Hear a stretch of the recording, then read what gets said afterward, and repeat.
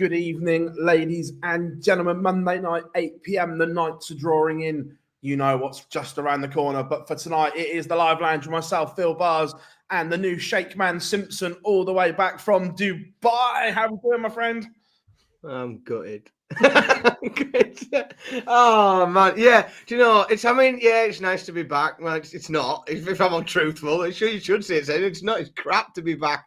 Yeah, I've had a gorgeous trip. Really superb time. I was incredibly lucky while I was out there to be treated very, very well, looked after very well. Had some very, very cool experiences while I was out there. I've come back to having to put a hoodie on because I can't bring myself to put the heating on yet, which is a bit upsetting to come back from 38 degrees heat and rooftop pools to debating whether or not how many layers I need on to do the live lounge. But yeah, all is good, mate. We're back. I did manage to see a little bit of darts while I was away, which is a challenge with both a time distance and what things work when you're on the wrong side of the world and whether or not your VPN's working. But yeah, I managed to keep relatively in touch with things. It's been another busy old week, I think. But yeah, we're all well. We're all well. How's things down there? Yeah, down south, it's all good, mate. The nights are drawing in. Autumn is here, which means only one thing: silly season is upon us. It seems like it was only a few weeks ago where we were talking about how it was all of a sudden we wouldn't see a bit of sunlight for the live lounge anymore, and now I look out to the conservatory, it's black. Like it's not dusk anymore. It's not going down. It's just that's it now. It's night time. We're now a nighttime show. Only yesterday we were planning the Simpsons holiday trip south for the summer. Yes. And now look, the nights are drawn in. It is dark. The majors are on the horizon, and the C word is almost here. We are still planning more Simpson family trips south, though, so that's good. That's good. We don't care about the weather. It just means that instead of going to a seaside, we go to a Christmas market when we travel south. That's all. Oh, there's loads of nice ones of them around here. You see, this is it. It's just about finding different things to do. But yeah, it's exciting. I think if you are a darts fan, this is the time of year to be a darts fan. I think early part of the year involves a lot of getting excited for things. There is a long build up. Like we all love them. Everybody loves the match play, but it feels like a long build up to the match play, and we sort of work towards it. World Championship final until the match play start, and it is a long time. Yeah, and it's a long run up. And whereas now it's like, we were talking the other day, weren't we? And we literally had the calendar in front of us, and we were like, oh, it's that, then it's that, then it's yeah. You haven't even got time to get excited about things at the minute because it's just bang, bang, bang, bang, bang, all the way through to Christmas. Yeah, very exciting time. Chat room is rammed. Niko from Malachi, how we doing? K-Days is in. Dal knows. Look at the two emojis at the end. He knows. Bob, good evening. Daniel, how do? Warren is in. Owen, Marcus, Shouty, Stu, how we doing? Tom's live, always a pleasure. Mark says, evening all. Rob, Joel, OD crew. Yeah, we'll talk about the Euro Tour. Don't worry about that. Elkie, how we doing? Patrick, I tell you what, it's rammed. Busy, isn't it? Lots going on, though, you see. Lots going on in darts. James, Wayne, it's all good. I'm looking forward to it. Yeah, look, we've got so much to talk about. It doesn't stop at the moment. And look, let's go straight to the European Tour because there is so much off of that. Niko Springer has blown things wide open this weekend. It's been absolutely mad. Andrew, how we doing, mate? First of all, look, this has been coming for Niko Springer because he's been putting in big performances and he's been winning big games, but then not backing it up, perhaps. But the weekend, he put it all together and catapulted himself into the World Grand Prix from absolutely nowhere and really announced himself, I'm here to play, lads. Well, yeah, I mean, we've seen some signs, haven't we? So back in Euro Tour event number 7, Dutch Darts Championship, we saw him make a run to the final, and I thought it was a pretty good day or a pretty good weekend of darts. And you look at the people he sort of worked his way through. It was impressive. You know, he moved through Bunting and Schindler and Petrescu and Wessel Nyman, and that was, it was a good run, made the final. But making a final is sort of, it's not, you're not quite over the line. You know, you're there, it's impressive, it's good, but I think to actually lift, you know, I mean, first of all, to pick up 30 grand of prize money is huge. You know, the impact that has immediately made because all of a sudden, and we'll get into the detail, but first of all, he flies up that order of merit, Werner ladder, right? So he's on his way up there. As he gets up there, not only is he picking up 30 grand, you know, and he's flying all the way up, but as well as that, all of a sudden, if you flick over to like the tour card race and you look at the, you know, the sort of how that's going to change and impact the rest of the year, all of a sudden he's qualified for everything. So he's going into, you know, so all of a sudden he's gone all the way up, but he's actually gone up further. He will continue to go up further because not everyone can go and win a Euro Tour. Yeah, I mean, I think it's very impressive, really impressive. We sort of know that he has the potential, and he's only, you know, we've talked about him quite a bit. He's only 25 years old. And we've talked about who that next big star is going to be in Germany. You know, for a little while we thought it was going to be Gabriel Clemens, and then we thought it might be Schindler, and now it could be Niko Springer. You know, that could be the next German hope. He certainly has the potential. He's young enough to be able to, you know, put in a long stint and develop, and you've got to think he hasn't quite hit his ceiling yet because it's consistency that's missing. You know, on his day, his game's superb, but very, very impressive to play his way through that because there was some big players that were really at it this weekend, and to come through that is amazing. Well, you look at the run; he's beaten Van Veen, who averaged all but 106, Damon Heta, Rob Cross, Luke Humphries, Josh Rock, and Danny Noppert in the final. That is an impressive CV to win a Euro Tour. Yeah, and he's it's not that he's looked comfortable, but he looked sort of unflappable. You know, the performance in the final wasn't amazing, but finals aren't about playing amazing. You know, finals aren't about averaging 104 and you know, finals are about winning. That's all that matters in a final. There's nothing else that matters. Playing well gets you. No one remembers you playing well in a final. Everyone will remember if you get your hands on a trophy at the end. And you know, that couple of games, you know, the fact that he won the semi-final and the final in a deciding leg shows not only that he can play darts, because we all know he can play darts, but it shows something else, that to be able to win 2 deciding legs in a row, semi-final and final, against players who have won a lot of deciding legs in important matches on big stages. Like you know, he's playing against players who are seasoned. I know Josh Rock's only still very young, but he's won an awful lot of important matches on big stages where it really counted. And to be able to come through that is highly impressive. It was the manner of the last leg displays as well. They weren't more just edgy. He was like, nah, out of my way. This is mine. It was highly impressive for Niko Springer. Evening, Adam. Hope you are good, my friend. And you look at it, like you said, already he's now on course for the World Match Play next year.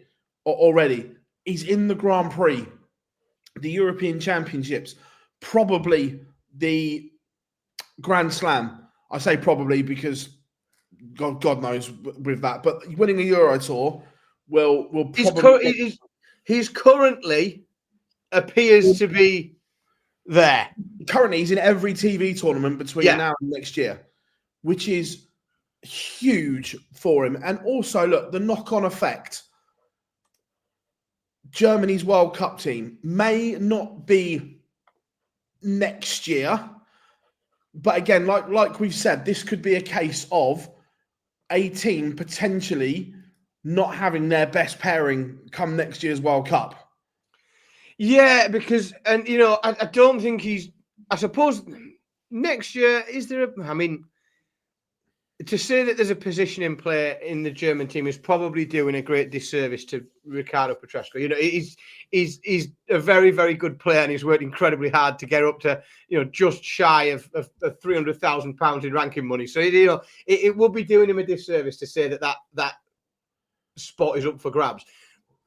In the year after, 2027, that place is up for grabs. I firmly believe that, but because I think that Niko Springer is good enough that once as he establishes himself and he gets 2 years of cycle money alongside Ricardo, then I think he can really put himself in the mix. But I think German darts fans must be really pleased, because I think there's been so many there's been so many Neelys. And I think in recent times, if you are, and it's not tribalistic, and it's not, that we look out for people from your own country, but I feel like, if you're English, if you're Welsh, if you're Scottish, if you are Dutch, you have had things to get excited about in darts. You've had young players to get excited about, and you've been able to look and really sort of think, oh, it could be our guy. And I think that he has the potential to do that for Germany, probably unlike any of the others. I think there's more potential there. Yeah, I agree. Like you look at Martin Schindler, that he's won, I think, is it 2 or 3 European tours, but he's never quite delivered on the big stage. He hasn't taken that leap from the Euro Tour. No. The next one, I think he's provisionally world number 11 on the tour card race, which is incredible. And he's done it without getting to having a massive run on TV, getting to a final or so on. But without a lot of fanfare as well, hasn't it? He has done it without a huge amount of fanfare. He's gone under the radar quite a lot. Yeah, 100%. And look, like the next dawning, so to speak, all those full starts and so on, that this could be the one. And I know everyone goes on about Germany has too much and so on like that. However, from a sport point of view, if you can get a hero in Germany, darts then goes to another level as well. Like we've got Littler, the Netherlands have had MVG and so on. That if you can, and then they've also got some in the chamber as well, because they've got Van Veen and they've got there's young players in the chamber or elsewhere, isn't there?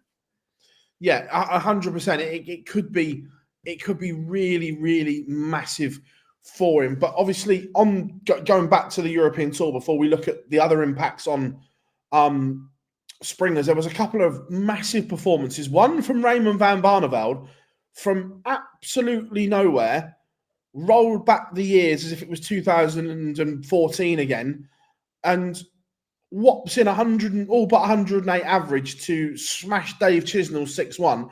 And for a lot of it, that average was well over the 112 mark. Yeah, I mean, if you add 50 pence on that, if you're Raymond van Barneveld over 106 average, well done, because nobody else did. Like it's and I suppose this is, you can't be as good as he. I don't know. This is unfair saying was. You can't be the player that he is and the person that he is without you. That's still there, isn't it? And I suppose that if you were to sum up the key problem, why can he not go on forever at the level that he's at? Well, he struggles to repeat it consistently and struggles to find it, game after game, or sometimes leg after leg. It is, though, very, very nice to see. It is nice to see, and it's nice to have a little gentle reminder every now and again that he's still there and he's still around. And I suppose the main question is how. You don't know how he's practicing, I suppose. So he knows what he is capable of at this moment in time, and he'll know exactly what level he is able to produce.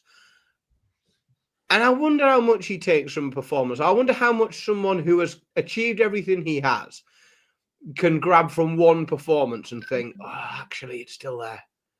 Like I wonder if that is enough to just keep him convinced, because we've talked about it a lot, haven't we? Whether or not we'd see him, how much longer do we see him for? And we know that the opportunities that were perhaps going to be available with seniors and things aren't there anymore. But, the man's still going to make a very steady living on the exhibition circuit, isn't he? Completely. He's not going to be skinned. He's not going to be, struggling if he's not got a tour card.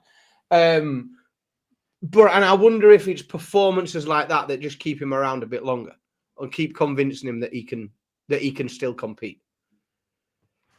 Yeah, you would think so. And also, it just puts everyone else on notice, because if you draw Raymond in a TV tournament, in the back of your head, you're going, in a one-off game, he can still produce. Will that performance be today? It keeps you on your toes, where perhaps beforehand, when you were looking at Raymond and he wasn't in the best of form, you'd be like, I'll take that, because there isn't going to be a lot coming back at me. But when you put a massive performance like that in, it just gives everyone a little reminder and keeps everyone on their toes going, oh, perhaps this is going to be tougher than I think. So you look at those tournaments, yes, he's got to get to them, but certainly the World Championship, getting yourself up for one game is a lot easier than like these European tours where you've got to, on the final day, you've got to play 4 games. You've got to get your preparation right and so on. So I think that's a really intriguing one. The other one was Luke Humphries put an unbelievable performance in 113.05, and he played well all weekend. He was beaten. He had 101 average when he lost to Springer. And I said this on stream that I think out of all the top players, Humphries has got his calendar right in terms of, yes, it was busy from the Premier League into the match play, into the World Series. But after the World Series he's done, he cleared his diary. He went away for 2.5 weeks with the family. Forget darts, right? This is now my prep. And he had probably the best part of 3 weeks without darts to recharge the batteries and everything like that. He came back last week and there was a bit of rust. But this week, there wasn't. He's averaged 95.50, 113, 101, and he looks more like Luke Humphries, which is important when you've got all these tournaments coming up. So out of them all, I think he's got his diary in his calendar better than anyone else. Yeah, I think he's an interesting one because there is no question that he is, an elite player. He's at the very, very, very top of the game. And I think, he obviously, in the course of him sort of maturing from a youth player into the player he is now, like he's gone through a bit of a journey, I think, in terms of his physical fitness. He certainly looks like a bloke that pays some attention to his fitness, especially for somebody who has the schedule of, travel that he does. And I can see, it's very easy to not be as attentive to that side of your life.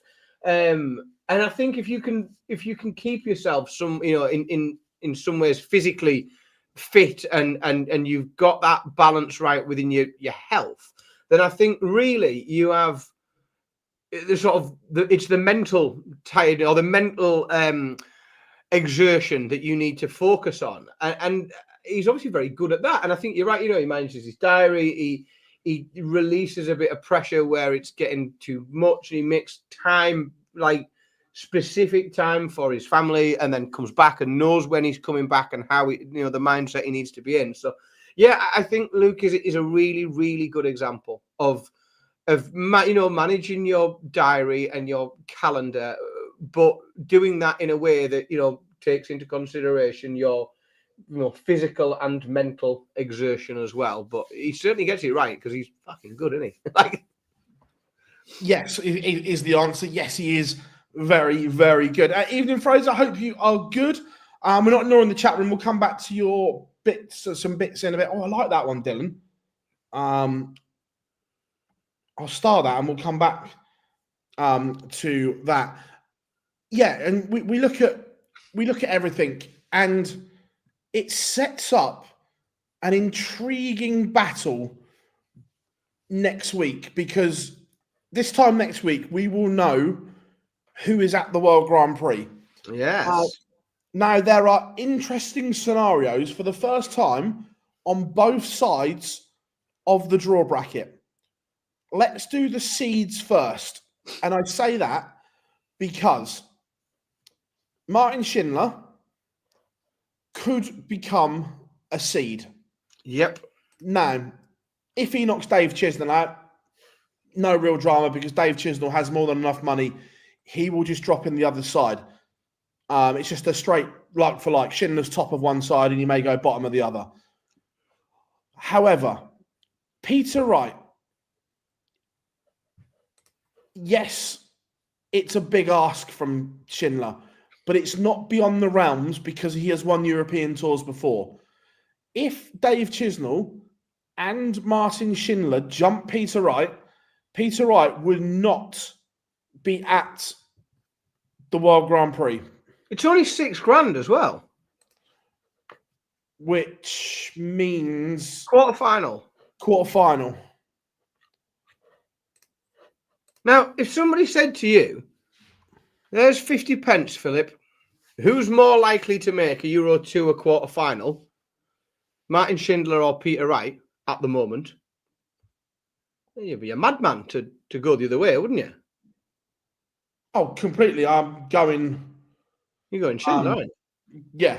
It's because it's... And I suppose Chizzy could save him because I can see, of the three, I can certainly see Schindler with the potential to go deeper in that tournament. I think he's the most likely of those three to get to a quarterfinal.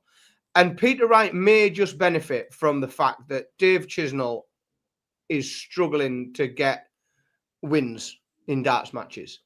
And I think that that's the best thing that Peter can hope for is an early Dave Chisnell exit, and then he'll be high-fiving strangers on the night bus because he'll have managed to somehow, some way, cling on to a seeded place. And then what he'll have to worry about is the fact that all of the non-seeds are in far better form than he is, and he's going to have to play one of them.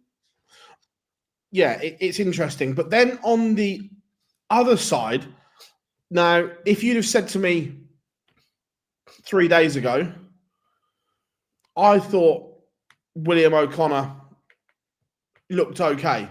And then Raymond van Barneveld decided to win a few games. Niko Springer catapulted himself there. And then in the blink of an eye, Raymond van Barneveld and William O'Connor are outside, which leaves an intriguing tussle between Barneveld, O'Connor, Ratajski, and I'm going to say Gilding. Agreed. I think those four are in for a torrid weekend. Yeah, and they're all there as well. And that is what makes it interesting. Like, that's what we're very interested, I think, to see this weekend because of that. Those four players are going to draw an awful lot of attention. I think what's, interesting and very commendable that of those four, William O'Connor has already had to come through a qualifying event. So he's managed to, he has created an opportunity from nothing by coming through that qualifying event. But yeah, he's going to have to win a couple of games, William O'Connor. Getting there does nothing. He's going to have to win a few games, but that draw, I think, will make or break his chances because it could unfold where he's got some winnable games and he'll move through a couple of rounds quite quickly, or he could have an incredibly difficult start and then he's up against it from leg one. Now, to steal your phrase and manifest absolute chaos, wouldn't it be quite funny if we had Gilding against O'Connor and Barneveld against Ratajski or any version of that in round one next week in Switzerland? Mate, in fact, I'll see you that and raise, wouldn't it be better if they met in the quarterfinal where it guaranteed, like, the winner got the play? Like, if it got to a point where it was a straight, whoever wins this game gets there and whoever doesn't is out. And I'm not sure somebody cleverer than me will work out what has to happen with the other two and what round that would need to take place. But first of all, yes, it would be amazing if we got any combination of these two playing each other, because again, it makes it very different for everyone, the other two, because one of them is guaranteed going out. So there's all of a sudden there's not a scenario where all 4 go through to round 2 and the stakes raise again. But of course, one of them's definitely picking up some money, which makes it harder for the other 2 because you know that one of them's definitely going to start picking his way either up or towards the others in that group. I'm just having a look further down to think, do I have any faith in anybody beyond Raymond van Barneveld? Because, you know, Raymond van Barneveld is what's he, $2.5 grand away, which is exactly what you get for losing in the second round. So that would be exactly equal. What do we do? What do we do in that situation? Are we on count back? Count back rule. So the PDC count back rule is the last 4 ranking events they have played in. Whoever's won the most money in those 4.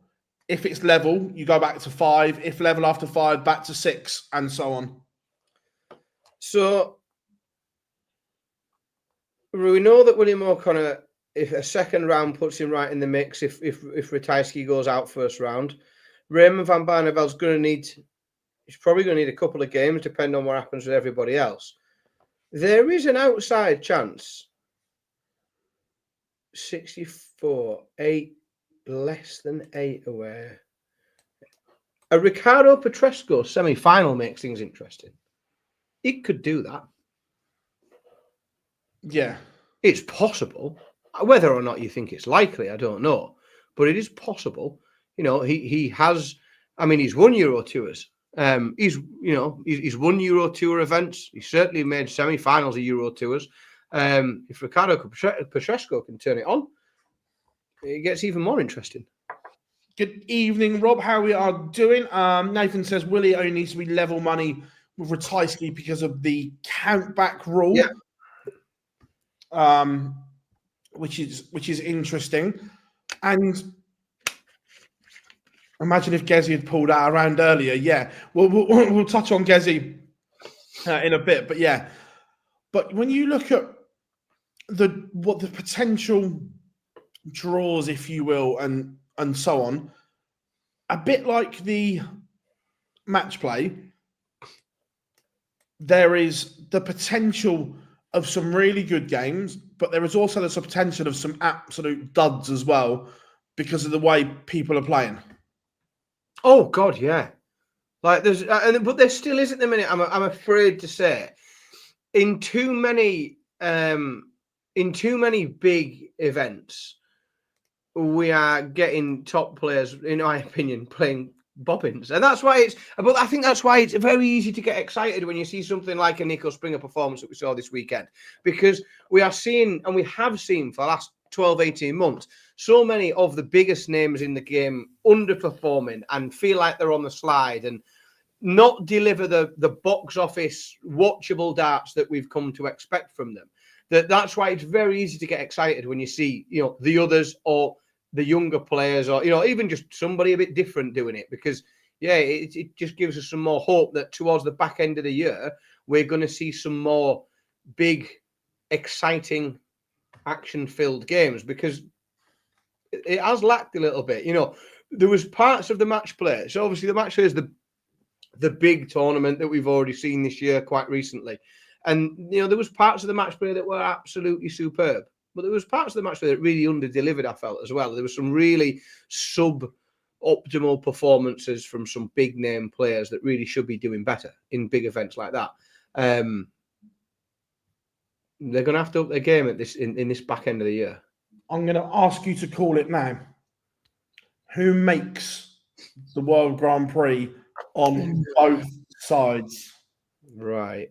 No, we don't know the draw or anything, so I'm just asking. Yeah. Who do you think? Chat room, get involved as well. Who do you think makes the World Grand Prix on both sides? I think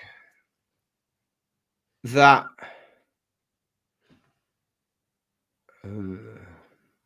Dave Chisnall will protect Peter Wright from Martin Schindler. So I think everyone on the left-hand side in grey, I think everyone's there. Peter Wright will be there. Dave Chisnall will be there, as will Martin Schindler, as we know, because he's already qualified. On the other side, this is harder, but I will predict a one player switch around, or two players, one in, one out, and it's going to be the most boring, closest one, 16 and 17 swap place. And Krzysztof Ratajski makes way for William O'Connor, is my prediction. Now, I want to manifest chaos, but I can't do it. It's too hard, isn't it? It's too unlikely. Because I would love William O'Connor and Raymond van Barneveld to get there. Correct, yeah. But I just can't see them both getting to Andrew Gilding. Too much in it. You need one of them to go too deep. That's the problem. As soon as you start to do the maths and you realise that you need like a semi-final from one and a quarter-final from the other, you start to think, oh shit, yeah, it's not going to work, is it? No. However, I am going to be bold. O'Connor makes it at the expense of Gilding. I think Ratajski wins his first game. Philip. And I think O'Connor is going to go on a run. Well, I think that's... I mean, yeah. What? Yeah. I mean, what does he need? He doesn't need... If Gilding goes out in the first round loses are what? Yeah. 1,250 quid. Yeah, if he puts 2 or 3 games together. The thing is, as well, the interesting thing is if William O'Connor or Raymond van Barneveld, for that matter, when they see, or if they see Gilding and or Ratajski go out early, they then have a very, very clear target. When this game starts off, and even when we've got a draw, there isn't really a target. I'll win as many games as I can. Of course I will. And you can look at the draw and think, well, that's a winnable game, but I think I might end up at, this at round 3 or whatever. When you're playing that tournament, if you see those two go out early, if you see Gilding and Ratajski go out early, you then have a very, very concrete, specific goal. If I win 2 more games, I'm there.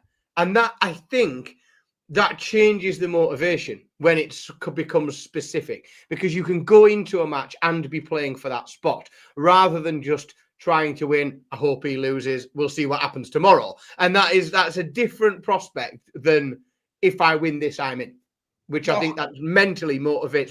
So I think where it could get very interesting is if we do, and let's be honest, we could, because there is a reason why some players are ranked up here and some players are ranked there, right? So we could see both of them exit very early. There are some very, very good darts players playing in this tournament. Well, the other interesting thing that we also don't know yet is who's going to pull out. We know Littler's not there. Yep. Now, who else is going to pull out?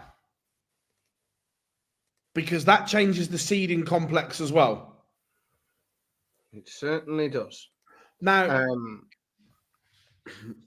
the other thing, Adventure Hold, don't worry, we will be talking about that. The other thing, with 2 events to go, we have one in Basel, one in Hildesheim. The race for the European Championship is also going to the wire. Chris Dobie did himself the world of good. He was outside. He's now in the green. Barney in the green as well, I think. Barney has put himself into the green. However, Dave Chisnall, Richie Edhouse are clinging on. There is more than a chance the defending European champion may not be in Dortmund to defend his title.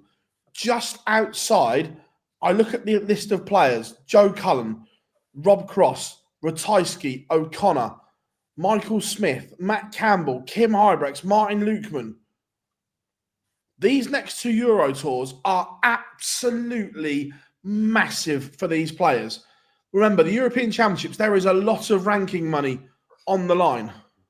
I know that they've all come through their own various different complications on and off the hockey. But can you even comprehend a conversation 2 years ago where I say to you, look, we're virtually done on the qualification for the European tour, for the European Championships, and at the minute, Cullen, Cross, Michael Smith, Dimitri Vandenberg and Peter Wright are all outside. That's a Premier League lineup. Yeah, well, Peter Wright's just inside. Michael Smith can't make it because he's not there. But Peter Wright's on 30 grand in 24th with 2 to go. One, does he add to that? And 2, if he doesn't, is 30 grand going to be enough to keep him in? Remember, he's defending the winner's check from 2 years ago. I'm not sure, mate. I really aren't. Chat room, what do you think? Is 30 grand going to be enough to get Peter Wright to Dortmund? It's rogue, though, isn't it? The amount of players that are on the cusp are not there. If you'd have said 2 years ago that list of players and just said, Cullen, Smith, Cross, Vandenberg, they'll all be not going to the Europeans. Jesus. Well, chat room thinks it's enough. However, there'll be and I don't mean this disrespectfully, I'm just looking purely at numbers. There'll be a lot of players in and around that 9th spot that Ross Smith currently holds, but Bunting, Anderson, Wade are all in and around. They'll fancy a go at Peter Wright in the European Championships. Niko Springer seeded number 7. Hey, we love that. Yeah, at the moment, Peter would be the game you want. Oh, God, 100%. If you can go down the list and pick someone, I'm sorry to say, I don't care who you are. If someone gave you your choice of that list, that's where you're going. Well, guaranteed. The provisional draw is obviously up. Yes, this is flexible, but this is the tournament where there is no draw. One plays 32 and so on. So I'm just looking at it at the moment. Quarter number 1, as it stands at the moment, Luke Littler, Van Veen, Clayton, Smith and Wright are the big names. Quarter number 2 is brutal. Humphries, Van Gerwen, Van Dyvenbode, Price, Wade and Menzies. All in one quarter. Quarter 3, Aspinall, Chisnell, Joyce Noppert, Searle, Springer, Bunting and Daryl Gurney. That's okay. Quarter three's all right. Is the boy wonder going to play in Germany? Are we going to see the boy wonder in Germany? Yeah, he'll play in Germany. 100%? Yeah. He's not going to miss a major. And then the bottom one, Schindler, Barneveld, Nyman, Heta, Rock Doby, Anderson, Woodhouse. It's that section 2 is absolutely brutal at the moment. Very, very naughty. And I think there's some naughty games in there. I think the format is brutal in that, that first round, best of 11, first to 6, like it can get away from you so quickly if you don't start fast. I think some of the, he's going. It's so, it can get away from you so fast, that format, and the potential draws that we can have because of the way some of these players are playing is like, it's going to be good fun to watch. It's going to be naughty.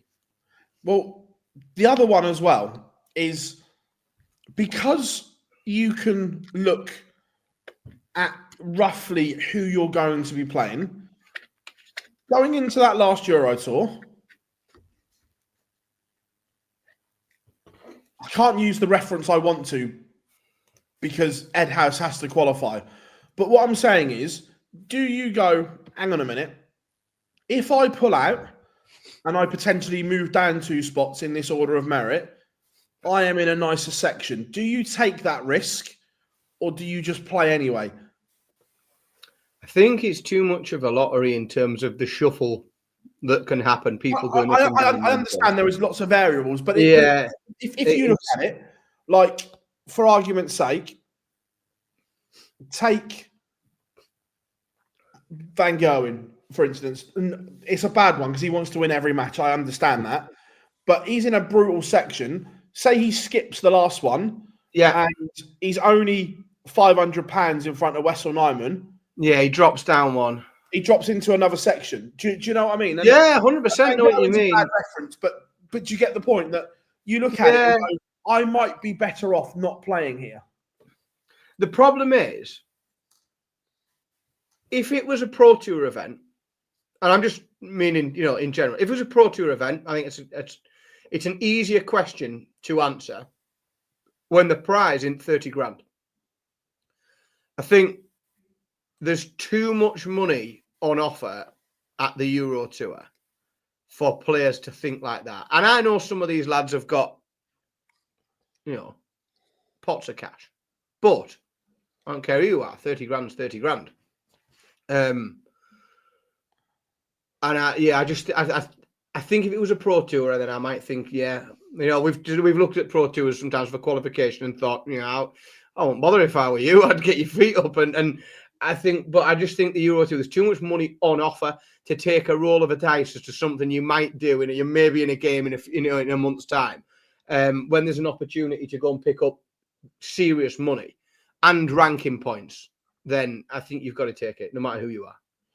Yeah, no, I was just asking the question that do you think any of those players would look at it and go, I think it might be a better option? They'll look at it. I think what it'll be, I think people will. It's the sort of thing that nobody will do, but afterwards there'll be a conversation where people like you will say, if he'd have skipped that, he'd have been playing here, and then they'll think, oh fucking hell, that could have been better. Okay, here's one for you that could work. If we're saying 25, if we believe 25 grand is enough, Chris Dobie is safe on 26.5 grand. At the moment, he's due to play Josh Rock in the first round. Now, Gilding's only slightly behind him.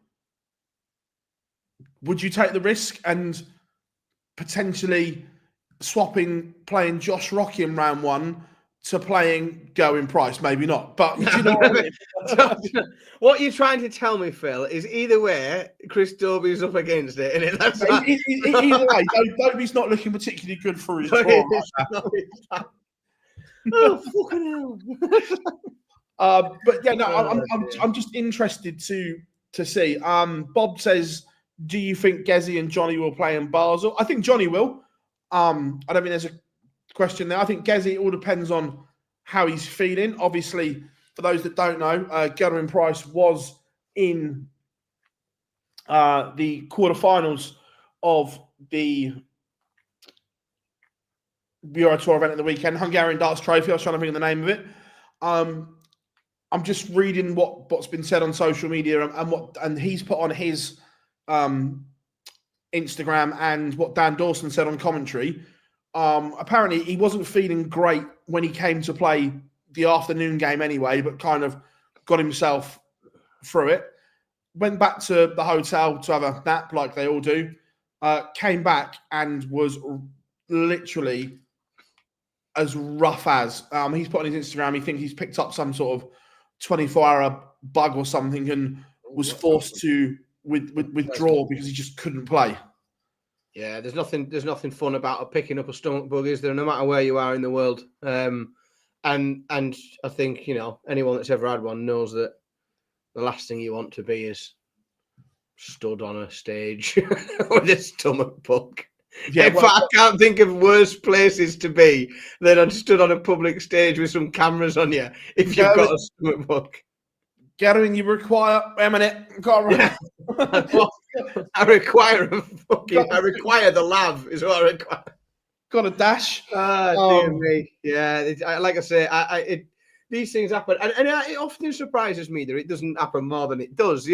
Because I always think once you start to travel to exotic, I'm not saying Hungary is particularly exotic. It's very nice. I did notice. And it was Dobie that I noticed on the social media getting involved in the goulash soup, which is if you are ever in Budapest, people, the goulash is highly recommended.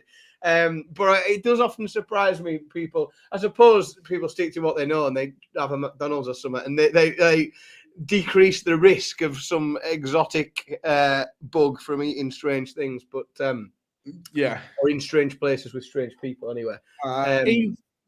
Good evening, Paul. South Korea, 4:45 local time. Yeah, the WDF World Cup coming up. Yes. Some WDF action in a little bit. One kind of sour note broke this week. We've had another PDC staff fail a drugs test. Rusty Jake currently suspended. Look, at the moment, we don't know the substance. They're following protocol at the moment, suspended. I'm guessing whilst his B sample is tested to make sure it's the same as the A sample. 99 times out of 100, they always come back the same unless there's been some contamination or something like that. But is this a wake-up call for darts players? And just to remind everyone that this is a sport, this is your career, and there are consequences when you do dumb things. Yeah. Yeah, it is. Like, it's always a shame. I find it very, very frustrating.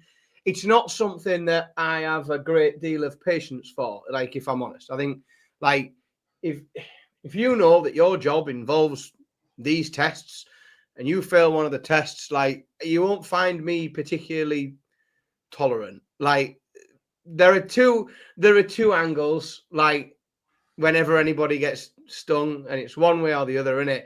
Is it something that you've used recreationally to have a good time? Is it used something that you have tried to gain an edge over your colleagues? I think, well, if you have used it to try and gain an edge over somebody in some sort of performance enhancing fashion, then again, I haven't got a great deal of respect for it at all. I just think you get what you deserve, you know the risks. And the other way,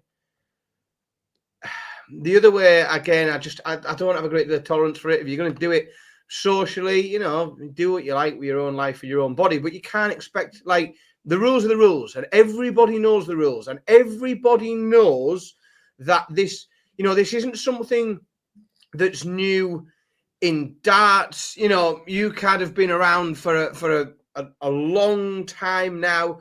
You know, it's not, you know, it's not like all of a sudden the tests are becoming much more, you know, sensitive and stronger. Everybody knows how long it sticks around in your system for, and you know what you know. We know what you can and can't get pinged for.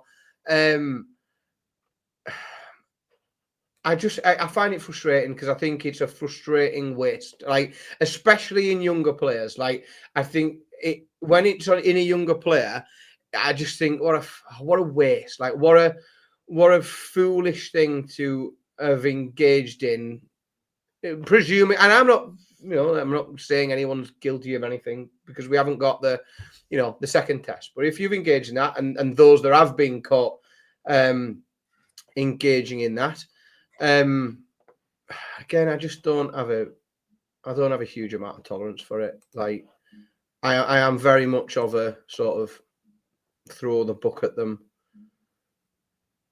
view. I just think, like, no, I'm not disagreeing. I know we haven't seen, you know, I do think though, I think that we're quite lucky because you and I both know the scale at which the testing goes on. Like, and I don't think people understand that there is a lot of testing. Like, I honestly don't think that most casual darts fans understand how much testing actually takes place. It's low. I don't think people understand, you know, in competition and out of competition testing and how often it takes place. And generally in darts, I know we've had one quite recently, but darts doesn't suffer particularly for it. And I think it surprises people because of the reputation darts can sometimes have. But you know, it's not like a systematic problem. It's not an endemic problem. We don't see it all the time. We haven't got loads of people, both from a point of view of a performance enhancing, you know, it doesn't seem, or the testing doesn't tell us that it's, you know, causing a huge amount of problems and a huge amount of people getting flagged up. I do think it's different in the different categories of the game. I think people operate within the boundaries that you give them. And I think when people are involved in darts where they know that UCAD aren't involved or that UCAD aren't looking and that WADA aren't around, then I think that, you know, people obviously push to where the line is. You know, people get away with what they think they can get away with, which is why I always think it's fucking dumb when they get caught, because you know you're in a testing pool. And if you're in a testing pool and you get caught, like, you're stupid, aren't you? Well, the other thing as well is that I don't know this. I'm just surmising. If you are in charge of UCAD, Darts has had 2 failed tests now. We're going to chuck some extra tests in. That might be a hot sport.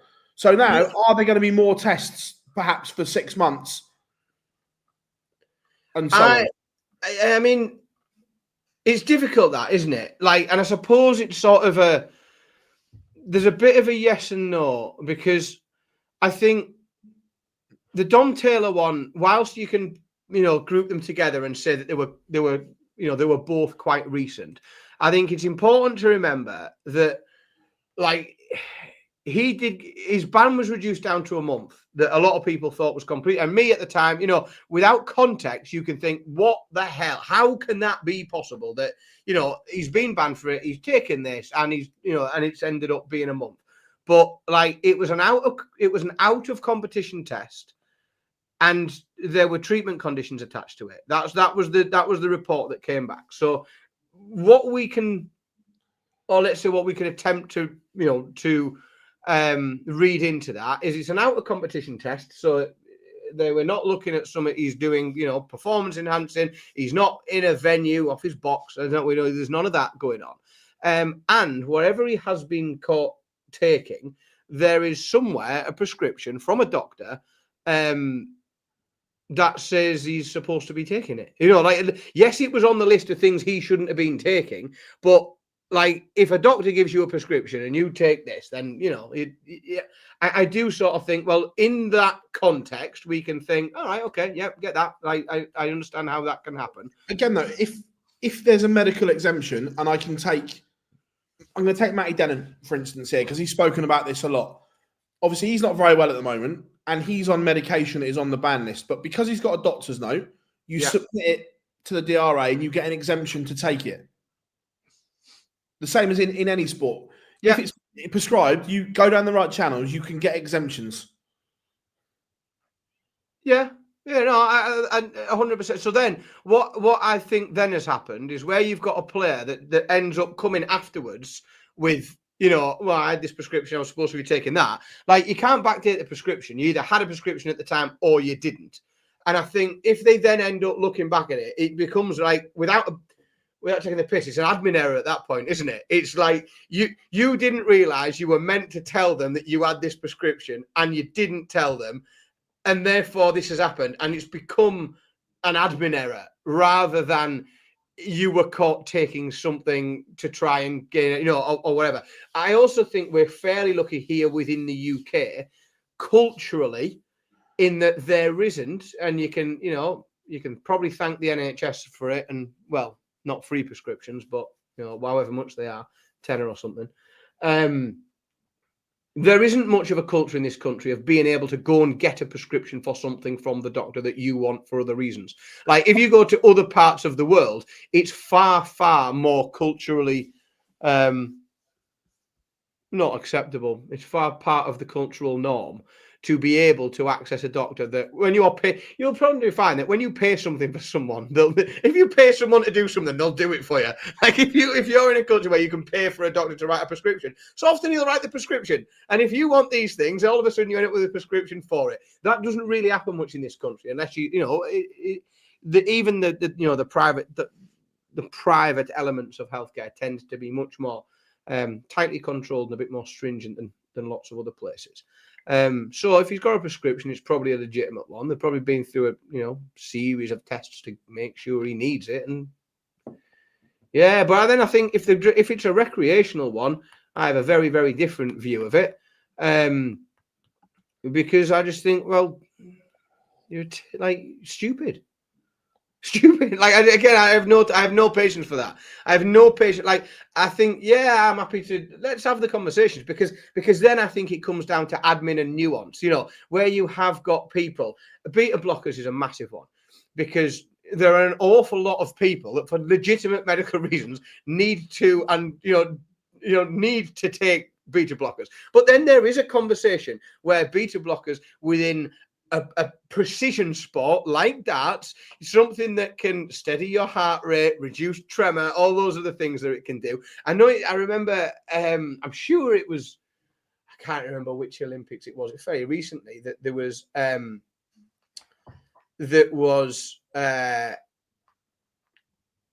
the Olympic shooters were taking, there was the Olympic shooters, there was a bunch of them got caught taking beta blockers because it's a bit like darts, you lower your heart rate, manage any, take away the unsteadiness and tremor in your body.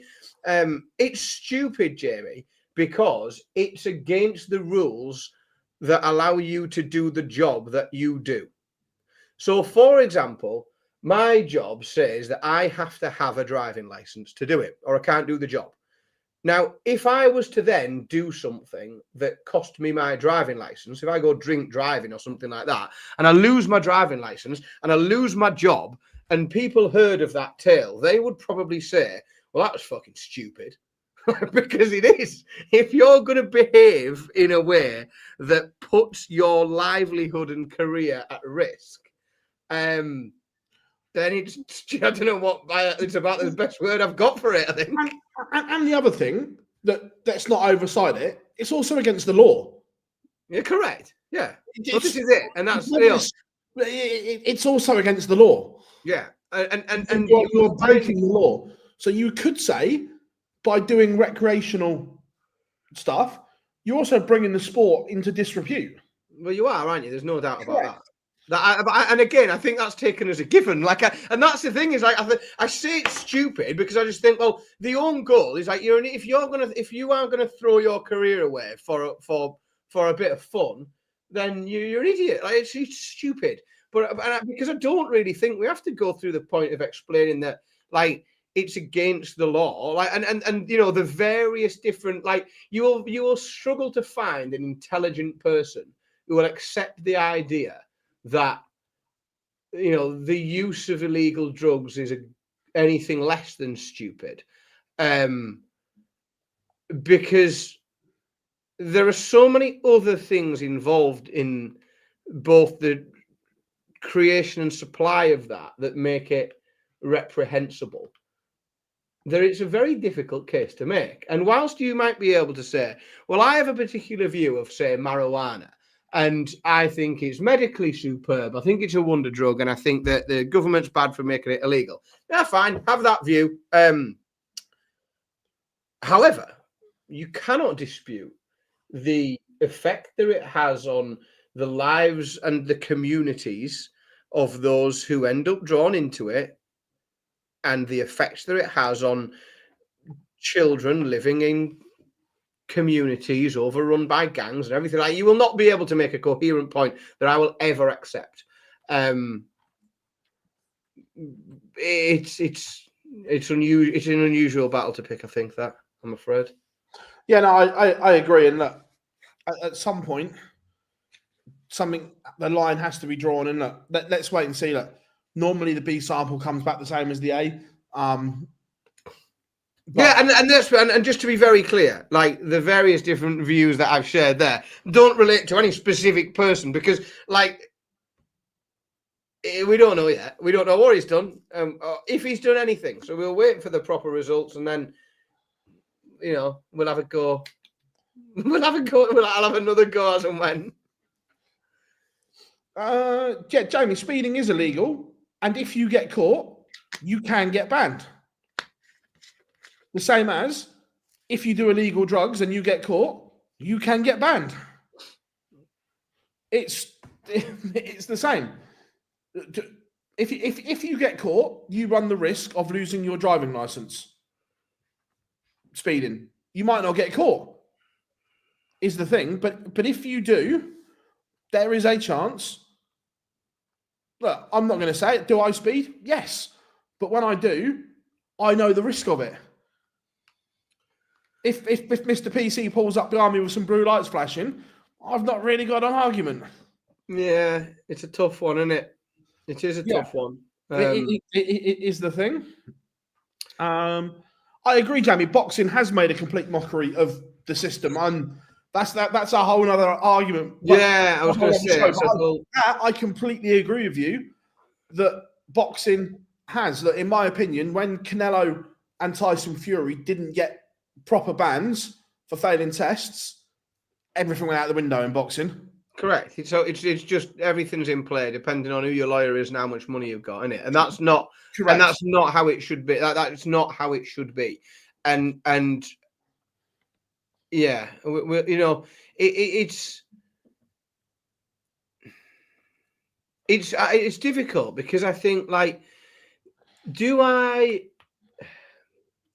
there is a positive, like, if you are somebody that doesn't want drugs involved in sport, performance enhancing or otherwise, then it sometimes every now and again when somebody gets caught, it tells us that the system works, and I'm not campaigning for a lifetime ban. I'm not saying that nobody should ever be back. I think there's other things that you could do that would have me saying, yeah, you should never be welcome back to the sport again.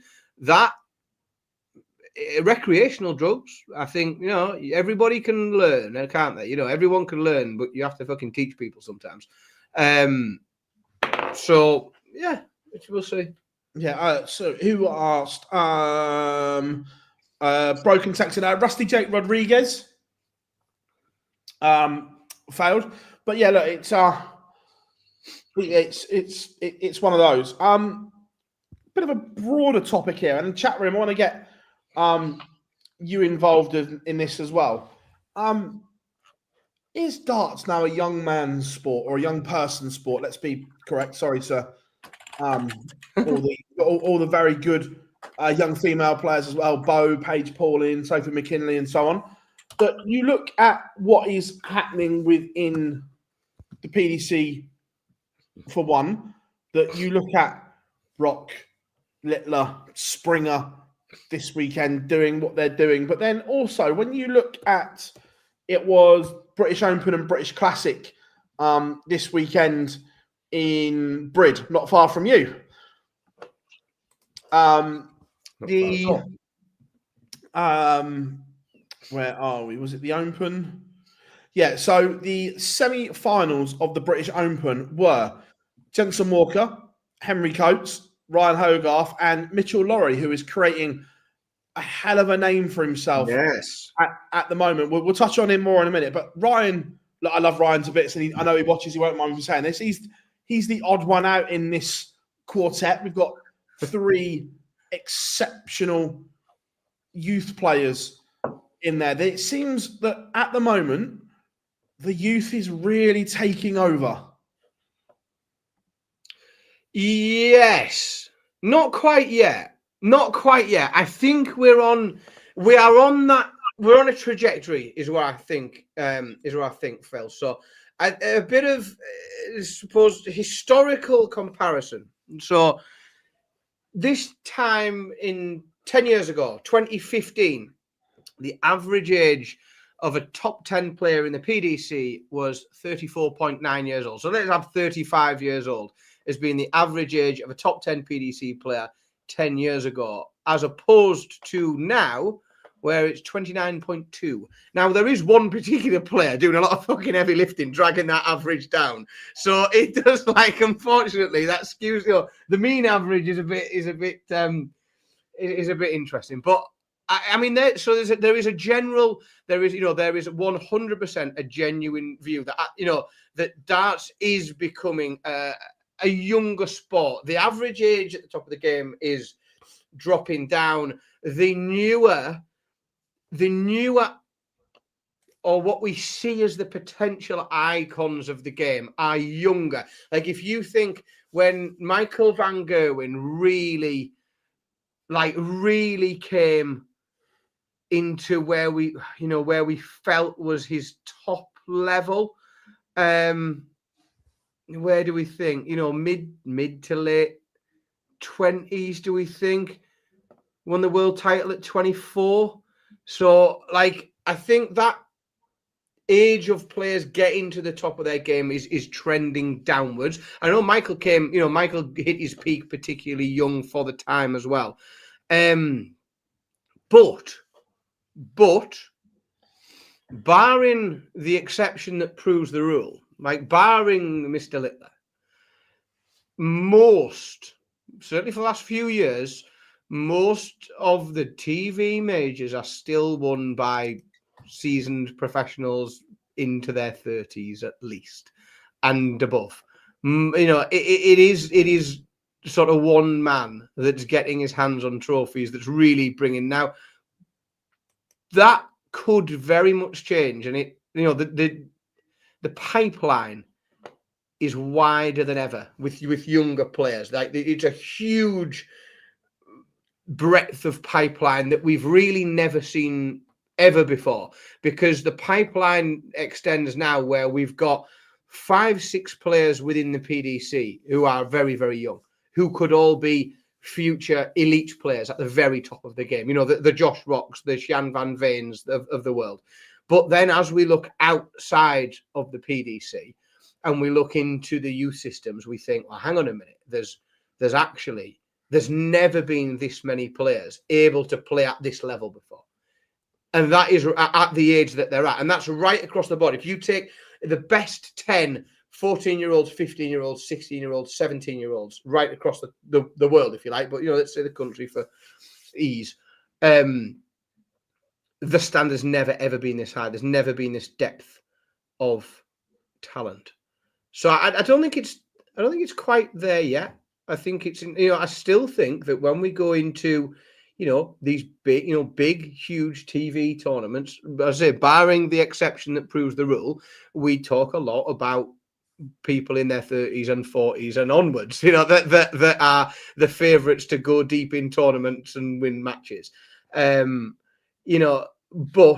I think that will continue. That trend will continue to come. I think that average age of the top 10 that has come down by 5 years in 10 years will continue to come down. I don't think it's going to come down as dramatically, in 10 years' time. I know it's not going to come down by another 5 years in 10 years' time, and it's not going to have reduced. But I still think there's a couple of years in that average age in the top 10 that it will continue to trend down to a point where it'll level off. I think probably around maybe the, I don't know, 20.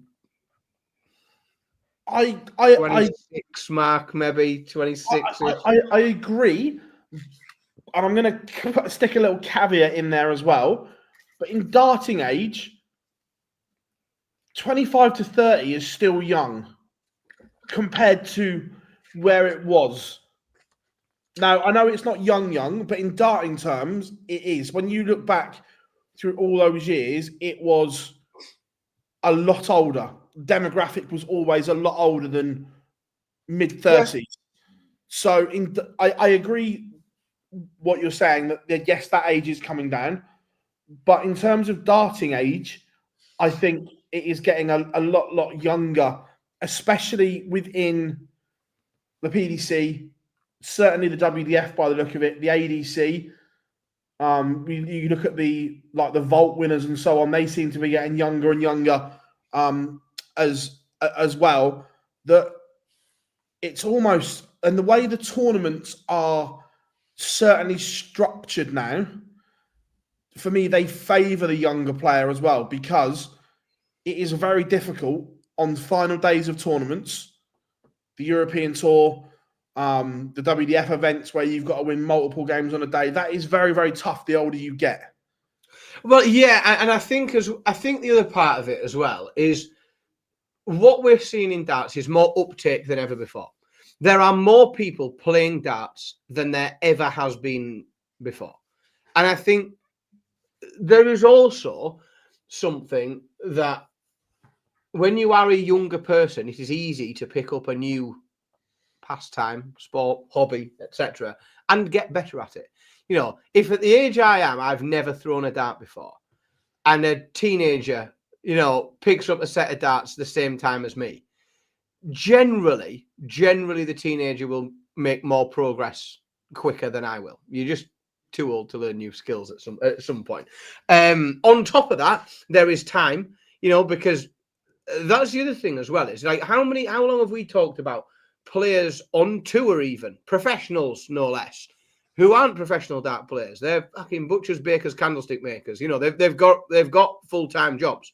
A lot of these younger players haven't got mortgages to pay and children to feed and grown-up responsibilities. Grown-up responsibilities take a lot of time, and there's a lot of time that you can't spend practicing darts. I don't get very much time at all to play darts. In fact, if I found myself 2 hours in a week where I could get on a dartboard, it's probably this 2 hours that I do this, because everything else in my week is stacked. Whereas if I look back to when I was 16, 17, I thought I was busy. I was doing sod all. I could have played darts for 6 hours a day. I could have been, and I don't know, So then you think, well, loads of new people are playing darts before, but obviously younger people in general just find it easier to pick up skills and talents than you do when you get older. You try and learn a language past the age of 30. It's virtually impossible. It's a nightmare. You try and learn a language as a teenager, it's much, much easier. And virtually all skills are like that. But again, some of it is, time. And again, when these kids are now getting, and I think it's only going to get better, access to academies, where they can get boards in their own houses and they can pick stuff up. It doesn't take a lot of space, doesn't take a huge amount of money. Where you've got time and you can spend it practicing something, the old 10,000 hours rule. Like, older people ain't got 10,000 hours to do stuff. Younger people have got a lot more chance of getting that 10,000 hours in, haven't they? Yeah, and I know Warren says this, that I said on earlier, yes, PDC, but the Super Series has 3 over 50s wins, the CDC over 50s and pooling. Also, Warren, I think there's a difference there, that certainly the CDC, I don't think the younger generation in America have picked up darts yet. So I think in America, that demographic is what it used to be over here. That younger contingent haven't picked up the sport. Yes, and I agree, it will come. And with the Super Series as well, again, I don't think particularly it's younger demographic driven. Particularly, they've had the amazing Rising Stars week, and we see the odd youngster in. But when you look at primarily the age range, I would suggest it's going to be higher in the Super Series. And I think there's a number of reasons for that, isn't there? There's the reason, we don't need to talk through. The reasons are extensive. Some of it's geography, some of it's logistics. Some of it is the fact that, and I fully respect this, you've got to put a product on that people want to watch. And in order to do that, you've got to, maybe look at names people know rather than rising stars, people that, that aren't going to, force people to switch on Pluto or YouTube or wherever they're at. So I think, there's a bit of strategy in that as well. But also, it's a bugger to get to. And you need to, drive yourself there and accommodate yourself. And they're not at what I would consider civilized times to get young people there as well. Sometimes I think it's the logistics can be a challenge.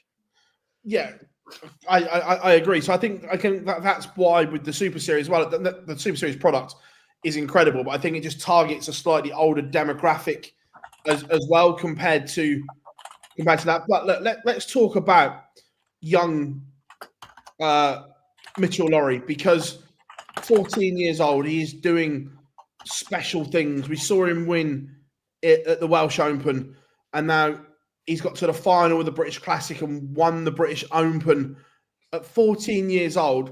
I hate using this term because it gets thrown around so much, but is he the next one off this conveyor belt that is going to break through? When we go back 4 years, everyone knew who Luke Littler was because he was smashing it up on the JDC circuit. He was posting huge numbers everywhere he played. Is Lawrie potentially the next one on this conveyor belt that is going to come through at 16 years old and make his debut at Alexandra Palace? Could be. But I mean, yeah, I'd look like, wouldn't it be good? Wouldn't it be good if we could have another player do that? It would be amazing. But I'm not convinced how much everybody's saying it is a good thing. And I also think it reminds me a little bit. I was talking to someone when I was away about you'll remember this. You're like, so do you remember years ago when we used to play Championship Manager? And it became Football Manager, right? You're going to say Freddie Adu, aren't you? I'm going to say that I'm going to talk about the Championship Manager Wonder Kids, right? And we used to talk about the Championship Manager Wonder Kids because at that time, everyone who was really in the know and did loads of research and loads of statistics was absolutely convinced, right, that this 15, 16-year-old was going to end up, well, clearly he'll be the Brazil captain in 10 years. Like, that's the route he's going to take. So you could get him signed up on it, he'd be the Wonder Kid. And in reality, you look at where all these Wonder Kids ended up, and, one of them was at Hartlepool. Cherno Samba, like, what a signing! So, like, save one signing every time. Like, and I don't think that's a darts thing. That's a sport thing. There is no matter what sport you're into. If you're into modern pentathlon, if you're into sumo wrestling, if you're into whatever your bag is, then every year you will be able to rattle off 4, 5, 6, 7, 8 names that could be the next whoever it is in your sport. Darts is no different at all. And long may it continue, because there's more of them than ever. We get more than ever before. We get all these names, but we're talking about lots of names now, and we're talking about lots of names regularly, and those names often change. And I know that some of them are consistent, but then some of them fade away a bit, and then other ones come back in. And it goes back around again, and that's to be expected. We've talked a lot about the development of the youth game and how the academies work, and whilst it's very, very, very exciting, I do just hope that it doesn't create too many sad stories of people that were convinced they were going to be the next Luke Littler, therefore didn't do their GCSEs and didn't gave everything to the sport, and then never quite got there.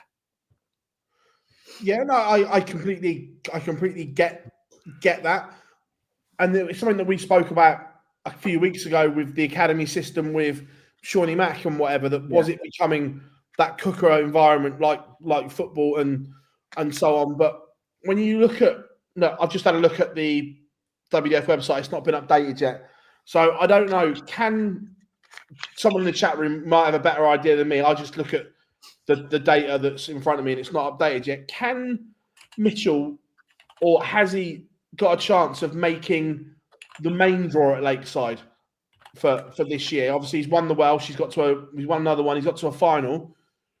I don't know. Is that enough points to get him there? Because it's not been updated. The bit I'm just looking at is the thing. But when I look at, I think it's plausible, isn't it? Yeah, that's what I mean. I say I don't follow the ranking. It must be plausible. I don't follow it close enough to know, but yeah, it's got to be possible, surely. Yeah, that's what I mean. I don't follow the rankings enough because of when they are graded differently and so on. So they're different ranking points and so on. But I'm looking at who's qualified at the moment for Lakeside, and that there is going to be a lot of changes to the players that have qualified. I'm just looking at the top. Leonard Gates, we already know, has picked Ali Paddy, so he won't be going to Lakeside. There'll be a lot of people hoping Alex Spellman qualifies for Lakeside, for the Ali Paddy, because if not, he will be a massive danger at Lakeside in December. But he still has a chance to make it, and I'm pretty sure he will pick Ali Paddy. Jimmy Van Schie qualified, but still could make Ali Paddy. We know Neil Duff will go to Lakeside. Jason Brandon, another one that could potentially still make Ali Paddy, but is qualified for Lakeside. Ben Robb in the same category. We know Raymond Smith could qualify for Ali Pali, but he's already made his intentions clear that he will choose Lakeside. David Cameron has qualified for Ali Pali, so he won't be at Lakeside. There's a lot of movement in these players that are there that we know are going to Ali Pali. But whilst there is a lot of movement, do you think that because there is just such a depth of talent, such an amount of good players that could get there, that this could be it could potentially be the best Lakeside lineup that we've seen for a little while? Do you think? I think perhaps within the men's game. I look at that. The website there, the provisional World Championship field, and yes, I know, there are players there that are going to go and choose to play Ali Pali, but I look through and I think that could be there could be some very interesting and enjoyable games in that tournament. Could be, yeah, I agree. And potentially more so than we've seen in a couple of years. Yeah, so Joel, the reason I say Spellman's still got a massive chance is he's obviously next in the ranking. So he's either got to win the Continental Cup, or, which is more like, no, not more like, it's the wrong word because Spellman is incredible, but Gates, Savada, Bunce, and Cameron have already qualified. So if any of those four win the Continental Cup, it then also goes to next on the ranking. So that's why I think Spellman's got quite a decent shot of still making it. Look, would Lakeside be better if Ben Robb, Spellman, and so on were there? Yeah, 100%. But yeah, going back to my point, that if Mitchell Laurie continues this stardom path that he seems to be on, heading into Lakeside, there will be a lot of buzz around that, you would think, which is good for Lakeside, by the way. If there's a buzz around it, it's going to get people talking.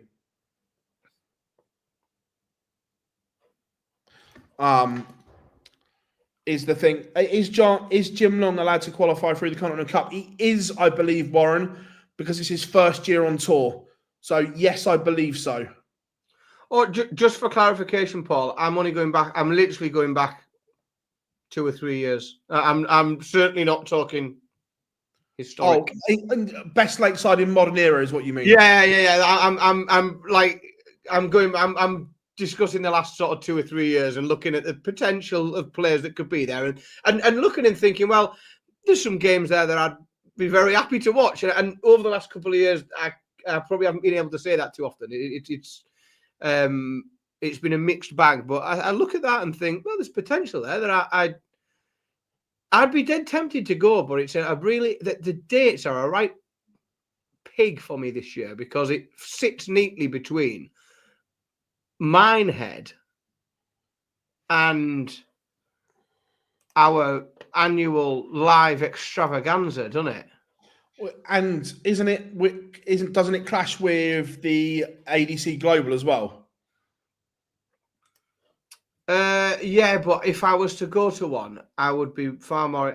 If I was to travel south and see something, I would head for the Lakeside probably before I'd go anywhere else. I agree, but I'm also interested to see if it takes some players away. You mean? Correct, because as far as I'm surmising here, we haven't had the Lakeside prize money confirmed yet.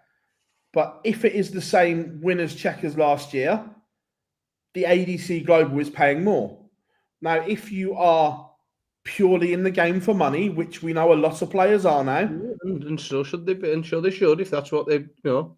Now, if you believe you can win both, which one do you go for is the question. Do you go for the 60k, or I say 50 in brackets? Because I'll be interested to see, and this was a criticism I had last year. Look, if the prize fund goes down again at Lakeside, look, we don't know if there's any new sponsors or they've brought any new on board yet. That hasn't been announced. But if the prize fund were to stay the same or go down, the prize money spread needs to be looked at, because round one in the men's last year was 750 quid. And when you've got players coming from America, Australia, and all around the world, that doesn't even cover their flight, let alone hotel for however long they're there and living costs while you're in the UK and everything. So I get it's eye-catching that you can say, look, our winner got 50K. I understand that from a marketing point of view. But you have to make sure the lower end is looked after. It's the same argument we're having with the PDC, by the way, where the lower end needs looked after. It's all right looking after the top all the time, but you need to make sure the bottom is fed. Correct. Yeah, you certainly do. You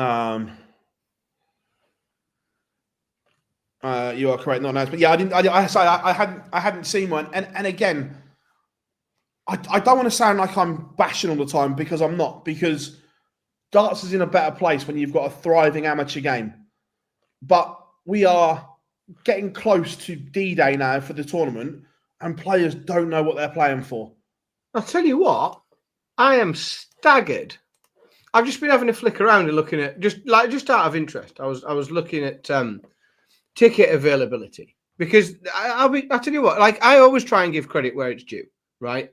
The booking system for booking tickets, the Lakeside World Championships, is very, very good, because it tells you exactly how many seats are available on every single table, and you can see very clearly where every single table is. The amount of times that I have bought a ticket, or, well, no, maybe not bought a ticket. I don't buy a lot of tickets. It's quite nice. But when I have had a ticket for a PDC event, the amount of times I've looked at the number and the letter and thought, I know exactly where that'll be, and then found myself on the wrong floor, wrong end of the room. The system is excellent. And I know it's finals night, but it is, a Sunday night in December, and it's virtually all sold out. There's very, very little left. You go around every table, and it's really easy to see on it. It's genuinely interesting. Which is great. And for the final, the final is it's a Sunday, and it's in December. Like, everyone's on the countdown to Christmas. Nobody's got any spare money, and a Sunday night's not ideal when everyone's got to go to work the next day. I am, pleased and impressed that they've managed that. It's good. Like I said, I just feel for the players, because they don't know what they're playing for yet. And look, it depends how many more tickets they sell, doesn't it? Let's take Neil Duff, for instance, because I'm pretty sure he's qualified for the Global. If you're Neil Duff, what do you do? As in, if you've got to make a decision, do you make the decision based on going to the Global, knowing I'm playing for 60K? Or do you pick Lakeside not knowing what you're playing for?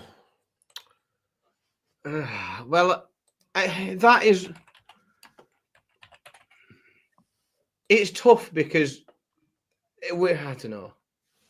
Well, actually, what you do, if you go to Lakeside not knowing, you don't go to Lakeside not knowing what you're playing for. I think if you are Neil Duff, I think you go where you know what the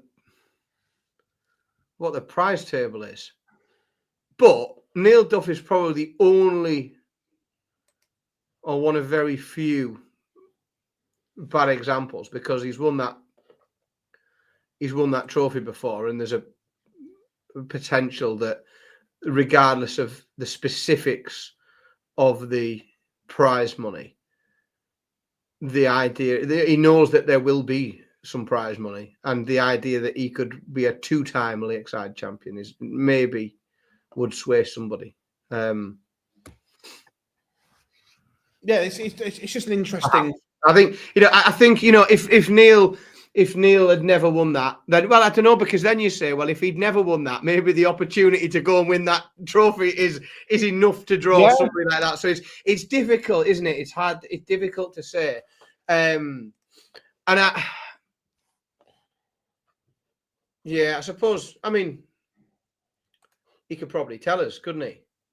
Let's ask him. We'll send him a message.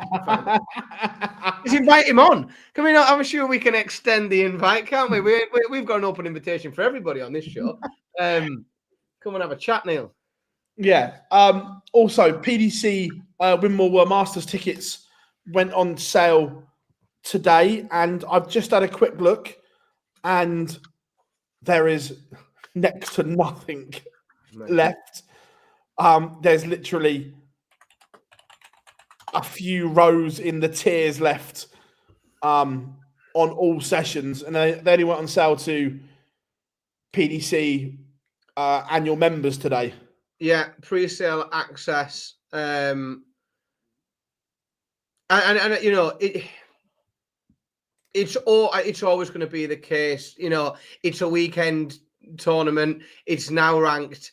It's not. We're not trying to find, you know, Tuesday night ticket sales in Leicester or anything like that. I think there's never any doubt that one's going to sell really, really well. It's not a particularly big venue. You know, the MK Arena is decent, but it's not monstrous by any stretch, is it? No, 3,500 perhaps. I would say it's not huge, and obviously 2 of them are Friday and Saturday night, and the Sunday you get a lot of quality darts with the best players in it, don't you? So I expect that to sell very, very well. But I don't expect anything the PDC does these days to not sell out very, very easily. Like I don't see, you know, if you're on the lookout for tickets and you want to go to an event, I don't know where you start. Like, I don't know where you start targeting stuff, you know, and start thinking like, that's, you know, I'll try and get some tickets for this, because everything's a bit of a scramble, isn't it? There's no gimmies, there's no guarantees. No. Look, it's great for the sport that this buzz and this boom is still there. The fact that Milton Keynes has pretty much sold out with only PDC annual members. It hasn't even gone on sale to the public, and it probably won't, because I'm guessing there's another sale for priority customers tomorrow. Yeah. So the likelihood is it won't make general sale. No, and I don't know. You know, I know it's closer, but I mean, I had a look relatively recently, just out of interest, at how the sales were going for the Slam, and like, you can get a ticket if you're happy. Like, if you're happy sitting right at the back on a Tuesday night, then you can get a ticket. But other than that, like, you can't get in. You can't get close. No. Certainly can't get in on on any of the sessions that, you know, normal people would want to go. But that is just darts, I'm afraid, at the minute. You know, that is the price that we, as punters and people that want to go and see it live, pay for the sport growing and increasing and being more popular and all the things that come with that. I'm afraid is the price that we pay. It means that getting to Minehead is a struggle if you haven't been for the last 5 years on the bounce, and, you know, getting to, you know, it's a challenge, because where you haven't got, and this is where I sort of find like it's tough being up here in the Northeast, because we, you know, where you've got a tournament like the Slam is a good example, because the Slam, I think, is a good opportunity for people in the Midlands to get to see darts, you know, top level darts, and really see and be at a major, because you aren't having to travel around the country. And if you're local, then you can go there midweek. You know, you can go there on a Tuesday evening or a Wednesday evening, and even at this stage now, there are tickets available at a fairly reasonably priced, because you've got to watch it with the binoculars from the moon. But there are tickets, and you can be in the venue.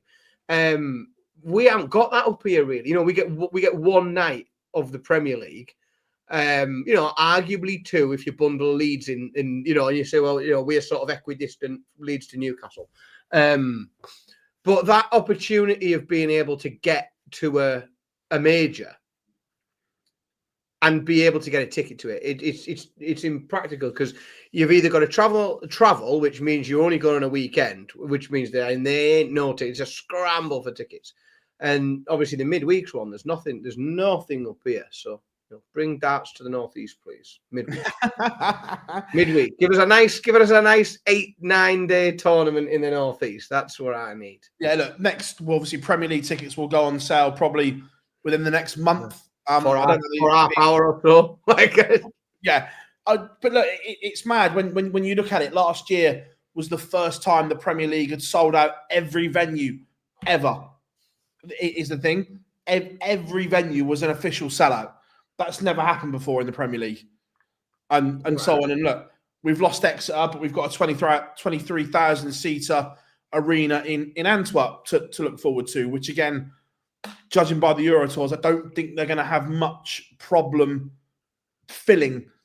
It's selling out 100%. There is absolutely no doubt that it is going to be a complete sellout. It's going to sell out easily. Oh, without any. Some of those venues you could sell twice. 100%. Some of those venues you can legitimately sell twice. You could fill it twice. Your Cardiffs certainly, because again, it's not a massive arena in Cardiff. I'm not sure when we get that new arena on Cardiff Bay. It's like the Bristol Arena. They keep threatening to happen. Yeah, these arenas they keep teasing us with. Well, it's the same one up in your neck of the woods. That one in Gateshead. We've been promised that should have been open 3 years ago when it was originally done. Have they even put a spade in the ground yet? No, not so much as a fucking under construction sign. Not so much as a set of temporary traffic lights gone up to try to start the work on that one. It's. I mean, I keep seeing new venues. Like I couldn't say enough good things about when I went to the Co-op. I thought it's the best venue that I've been. I saw music rather than sport in there, but I thought the venue was the best venue I've been into for such a long time. I'd absolutely love to see the darts move from the MEN to there. It does feel like we're on the cusp, don't we? Some of these arenas, like they're just starting to feel like they've had their life now, haven't they? They're just starting to feel a little bit tired. And then what happens? And you will have had this, like you've experienced this, I know, because Christ knows why. Like nobody's perfect. Like you're a Spurs fan. No, but I know you've been to that stadium and then you've come away and you've thought like, Christ, like the idea of going to Old Trafford is a joke, isn't it? Like it's a different thing. Yeah. It's a different experience. It's like going to it's completely different. And then that's what it was like when if you go to Manchester now and you've got two arenas and like the best football, it's like going to Old Trafford or it's like going to see Spurs. Like it's a different thing altogether. Yeah. Oh, completely. But interesting you say that. How long, or it might not ever happen, chat room, let me know as well, that we see more and more in football stadiums now, luxury seats. You've got the Tunnel Club at Tottenham and at Manchester City. You've got more boxes and so on. How long before we get a thing like the Tunnel Club at a darts event? Do you think it will happen? Immediately? It staggers me, Phil, that it's not going on already. And I tell you what, it's because, like you say, like you sell out every Premier League ticket, right? So you take an arena, like let's say there's 10,000. It's just nice, easy numbers, right? So you've got 10,000 seats in there, and you're going to. So Newcastle United is the perfect example of this, right? So Newcastle United could be playing Barcelona in the Champions League, or they could be playing, Hartlepool in a pre-season friendly. It sells out. 52,000 people. It sells out. Every single game sells out, no matter what. Now, that means that you can only make the income on those 52,000 seats. And once you've sold them all, you can't make any more income. The only thing you can do is find ways in which to charge more for those 52,000 seats. And there is a threshold to which you can charge somebody to sit in a plastic seat and watch whatever's going on. Like, there is a limit to what you can do that. And therefore, what you've got to do is you've got to create layers and layers and layers. So Newcastle haven't sold a season ticket at all for the last 3 years. Like a new one.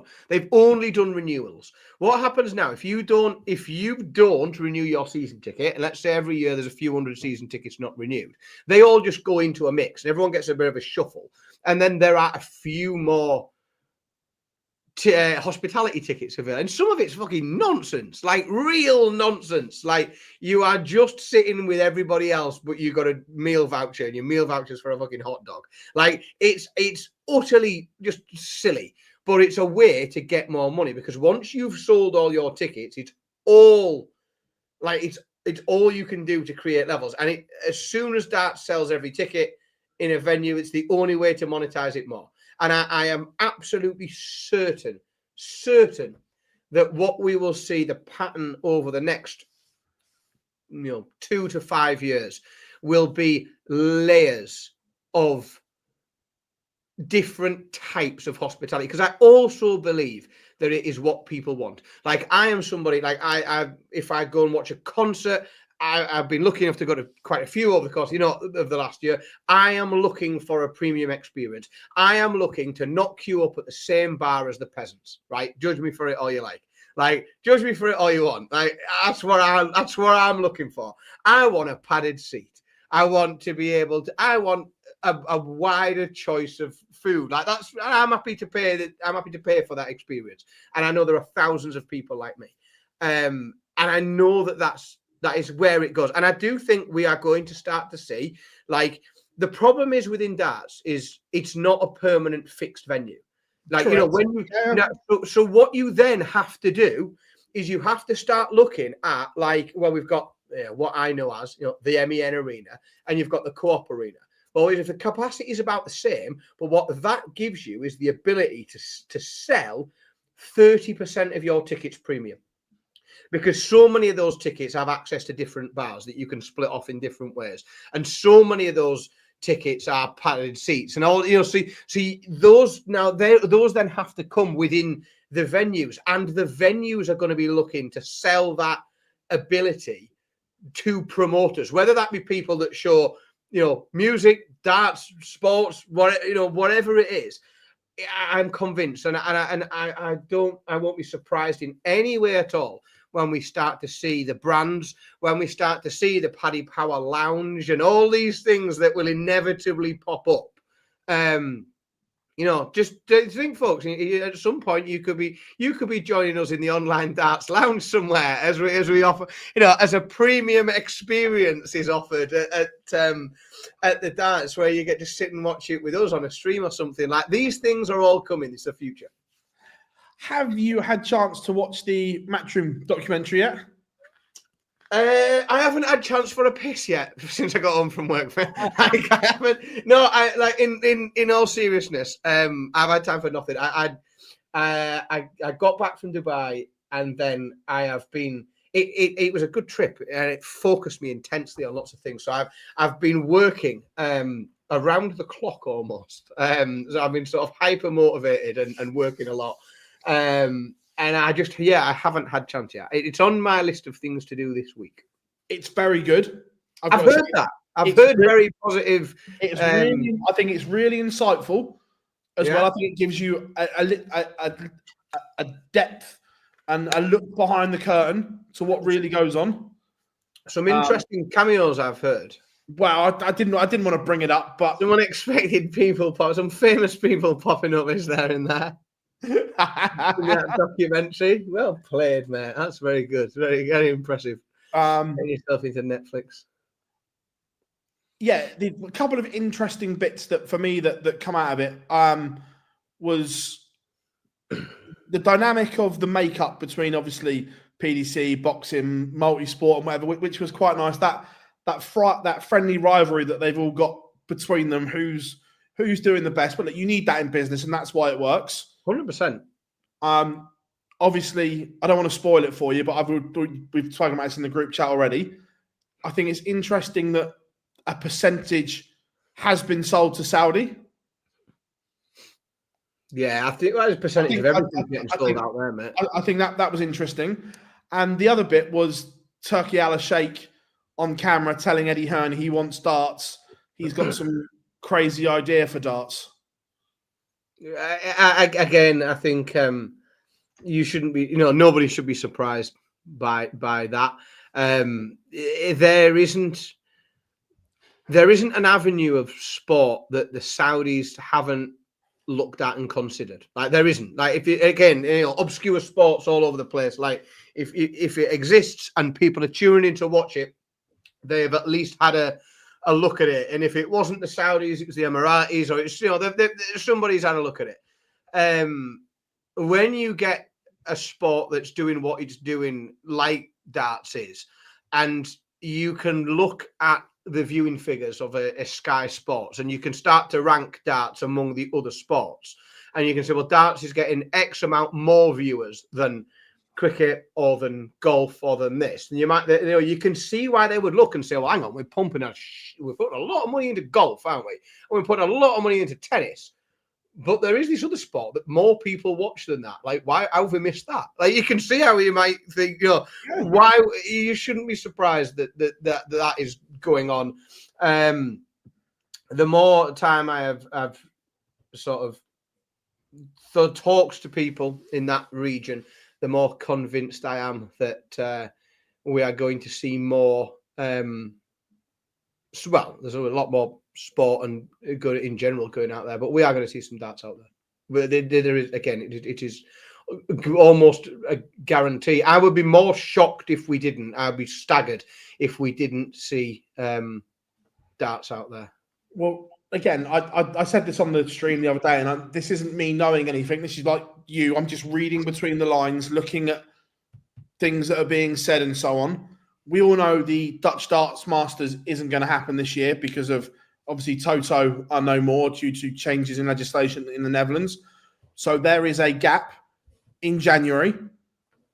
We are already going to Bahrain. I think we see a double header out there, whether that be Qatar, Dubai, somewhere else in the UAE, Saudi. But I think we get a double header in the Middle East region this come January. Yeah, I agree. The logistics, there is a gap. I just don't see why. I don't see why it wouldn't happen. I think I suppose it depends on who is involved. Obviously, it's more likely to be Saudi Arabia because the involvement is already there with match play. I think culturally, it's a much closer. Dubai? I think darts fits best in Dubai. Darts does. Actually, I played darts every day I was in Dubai. Every day. Because I spent my time, again, and if you haven't been, people might not understand, but like there's bars everywhere. And you can spend all day and night on the piss, right? It's not what you think. But I played darts everywhere I went. There was and what I would say is in Dubai, the provision for darts in the ale houses is exceptionally good. The quality of boards is far better than you see. I'll send you some pictures of some of the hockey areas that are set up. Yes, a lot of it's smart darts because a lot of it is automated scoring, but it's very, very well put together just in terms of 501 automated scoring. You're not having to use you can use your own darts if you want, and it's like it's very, very good. But every pub I went into, I was drinking beer on an hockey, playing darts in what felt like a very, very nice, very comfortable environment. And there's a lot of darts being played out there. A lot. Every pub you go in, there you have to book on a dartboard on the app in every pub. Because you can't cycle the people through the board that want to be on. So you'll book an hour on a board and someone else will be on the hour after you. And it's it's everywhere there. I think culturally it probably suits Dubai better, but I think practically we'll probably see it in Saudi because the Matchroom link is already there, and they probably won't want to give that up to the Emiratis if they've got the stake in it. Anthony.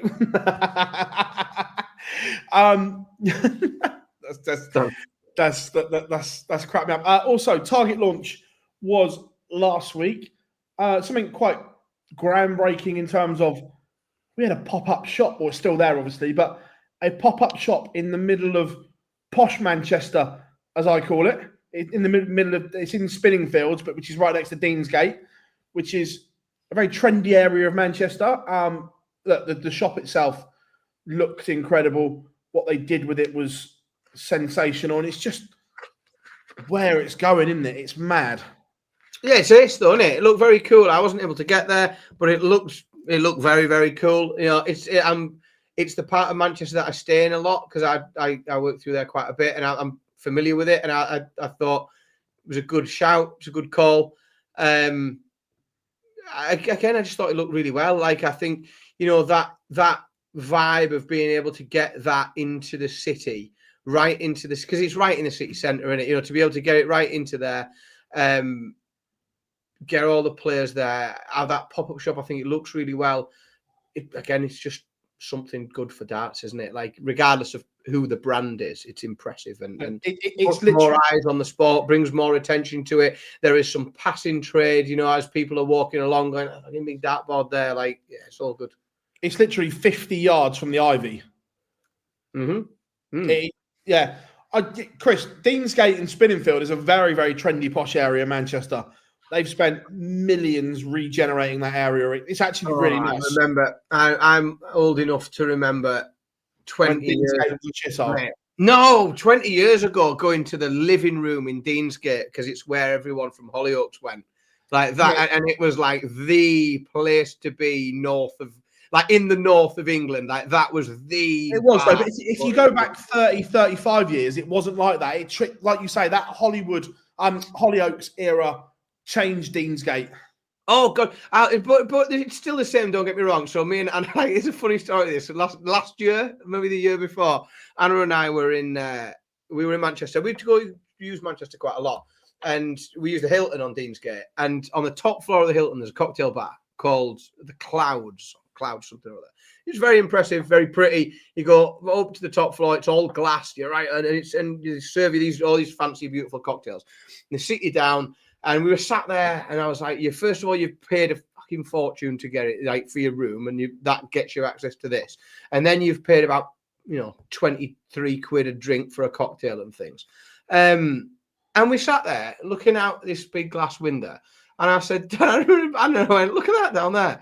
Oh, we've paid all this money, got this dead fancy room. We sat here with these beautiful cocktails. You go down there, you can watch a bloke fly tipping a mattress under a railway bridge because you can tart it up and you can make it look pretty, but it's still exactly the same city, isn't it? There's still people fly tipping under railway bridges in Deansgate, but yeah, I mean, in terms of the Target shop, I thought it was this. Really, like, it looked really good. I'm traveling a bit this week. I'm not supposed to be in Manchester, but I'm supposed to be near it. So I may get in, perhaps. All depends on how busy I get, but I'm hoping to get close by anyway. Yeah, we got some questions. We plugged this last week, but there's a section in our Discord group that says questions for the live lounge. So we're going to dive into some Discord questions. Spacey 501. It's a bit of a double question. What's your favourite breakfast, lunch, and dinners, and thoughts on the WDF World Cup? Come again. So go again.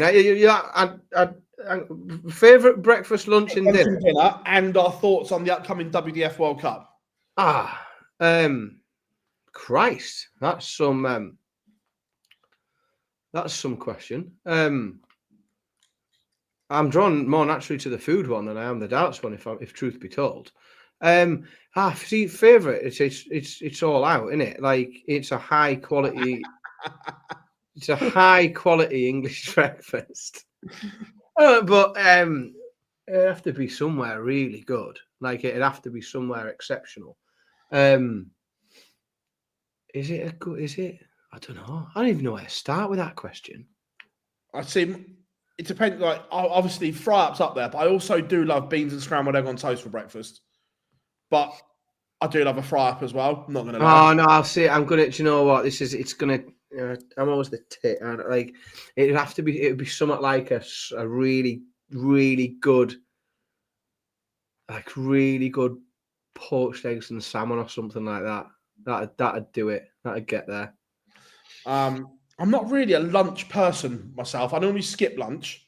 Oh, I am. No, and I mean, I'll tell you, I'm not even gonna pick a food. I'm going with a boozy business lunch. I'm going with a lunch that starts at about 11:30, is still going on at 4:30. That's the sort of lunch I want. Like the sort of a multi-course business lunch where they bring me more bottles of wine than they do courses of alcohol, like courses of food. Like that's where I'm at for lunch. And dinner, I'm not paying for. I'm going with Anthony for dinner. Give me Chinese all day long. I think it's a steakhouse for me. Yeah, Chinese for me. I went to Seafire in the Atlantis last week, and I think it was the best meal. I think it was the best meal I've ever eaten in my life. I don't think I've ever eaten anything that good, and it's still too close in my memory for me to think about anything else. Yeah, see, mine was I went to the Chinese restaurant in Hakkasan in Vegas. Yeah, see, these are like almost emotional moments. That's not a meal. I just get drawn to that moment in Hakkasan. It's not a meal; it's a religious experience. Yeah. Thoughts on the WDF World Cup? I'm looking forward to it. Look, from trying to cover it, the time difference is going to be an issue. So I'm not going to lie; I'm going to watch most of it on highlights and so on. But I'm looking forward to seeing how it all goes down. Yeah, very similar. Like, the time difference isn't particularly helpful, especially on that end of the day where it is like I'm sleep, up, out, work. Yeah, finish work at 8, 9 o'clock. Kids to bed. It does make it very difficult to keep up with. But I'm intrigued. Like, it does intrigue me. I think it's interesting to see what happens. I wish the English team the very best of luck, of course. Like, fingers crossed they win everything. But I'm unconvinced I'll be able to see a lot of it, I'm afraid, especially live. James says, do you think Oscar Lukasiak and or Alex Spellman will end up qualifying for the World Championships as the highest non-ranked qualifier for the Nordic and Baltic and CDC representative? I think Spellman will. Not sure on Lukasiak, but certainly I think Spellman will end up at Alexandra Palace. Yeah, I think so. There's still a long way to go. And there's quite a few other dangerous players that could stake a claim, but maybe it could happen. And Spacey 501's come back. He's obviously put it in there tonight. Phil admits to speeding. Question to Dan: would you find it funny if Phil loses his license? I find it fucking hilarious. As a man that likes to manifest chaos, like, I know what. Yeah, of course it would be fucking. I'd piss my sides laughing, because then I'd have to think of all the alternatives. Because let's work on the theory that Phil would still need to do an equal amount of traveling. We'd have to see whether or not the ban also covered something like an electric scooter or something like that, where we could get him something like, they might still need to get around. He still needs to get around places, doesn't he? The idea of him having to come from Andover to Whitby on an electric scooter, I find even funnier than him losing his license. It's the potential. That's what it is. Oh. It's the potential of Phil then only being able to go to darts events that were close to a harbour because he was having to sail around the UK in a little boat or so. He's all right. Like, he can get, if it, like, where is it? Well, if they've got a harbour, I'm fine because I can get sail all the way around the coast and then moor in and get an Uber from the harbour or something. Like, yeah, I love that idea. I think it'd be piss funny to see him trying to get around the country on the National Express bus or something. What's it like knowing someone that's been on Netflix? And Dan, what's it like knowing someone that's who's Netflix famous? Yeah, I'll give you Netflix famous. Best man at my wedding. My cousin. He wouldn't thank me for shouting him out, but he's been a singer and a dancer in the West End for years and an actor. You know this. But that's sort of what he does for a job. He was in The Sandman on Netflix, the series. He was in there. Quite well featured as well. So I know people from Netflix. Phil's not the first Netflix man I've associated with. Yeah, the OD Netflix store, it's only a few years off. That's well, we're negotiating at the moment. Yeah. Everyone, what a show it has been this evening. Absolutely enjoyed it immensely. It's a busy, busy week. We've got loads of interviews dropping this week. We've got more from the Target launch coming out tomorrow and so on. I'm off somewhere tomorrow to get more content as well. And then Friday, we are back for absolute chaos across the weekend as the race for the World Grand Prix will be concluded. So make sure you join us on those streams as well. As always, this will be available as an audio only in the morning, available on all good podcast providers. But from myself, Phil Bars and Shake Man Simpson, it's been an absolute pleasure talking to you all for the last 2 hours, all things darts. We'll see you all very, very soon.